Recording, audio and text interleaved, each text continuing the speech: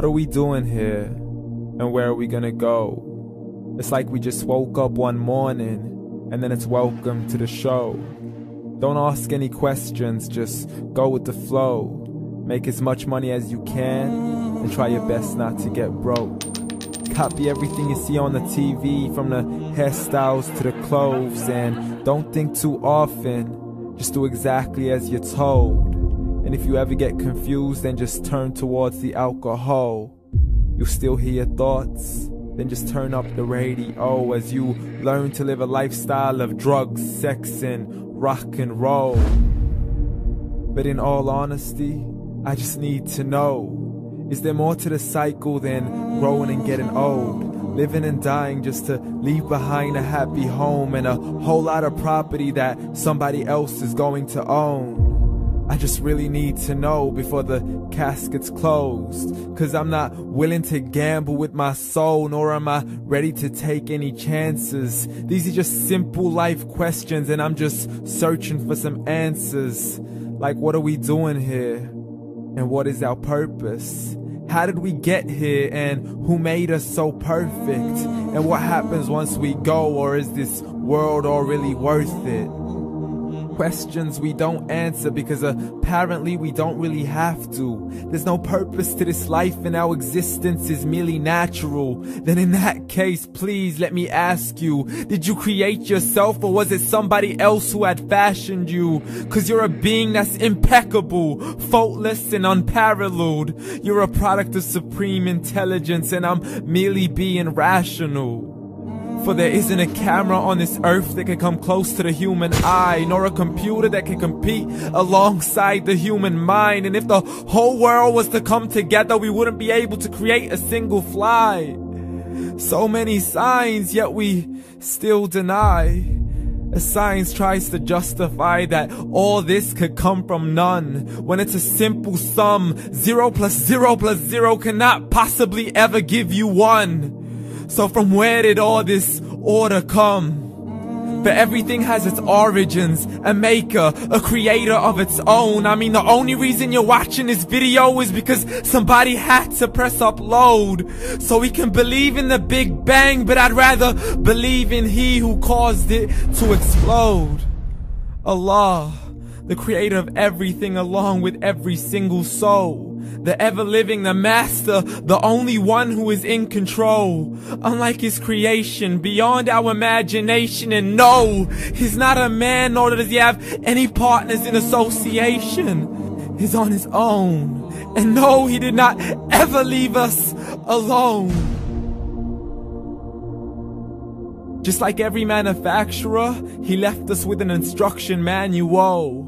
The Quran and Islam, and I'm sorry to jump to conclusions, but it's the only one possible.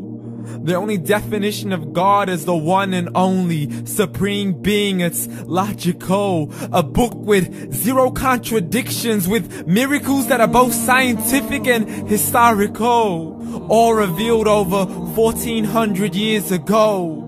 Like the detailed description of the human embryo. The descriptions of the human embryo in the Quran cannot be based on scientific knowledge in the 7th century. To the mountains as pegs holding firm the earth below, and the 2 seas that don't mix in a complete separate flow. To the planets in orbit, alternating night and day as they stay in flow. The expansion of the universe and the creation of everything from H2O. To the stories of the past and the preservation of Pharaoh. To identifying the lowest point in the land where Persia defeated Rome. The gushing fluid that created man in the glands between the ribs and the backbone. And not a word has changed, it's still the same. So please explain how all this was known over 1400 years ago. To a man who couldn't read or write, as he would recite whatever the angels spoke. And if you still don't believe, please try to come up with something that's even close. But you can't, so we took God as a mockery and his messengers as a joke. Muhammad could not read or write. How's somebody who can't read or write gonna start a religion? Dismissed his scriptures as legends and tales of the ancient folk, as we live life according to our whims, desires, and hopes. saying this life is the only home we will ever know. We will live then die, then simply turn to bones. YOLO!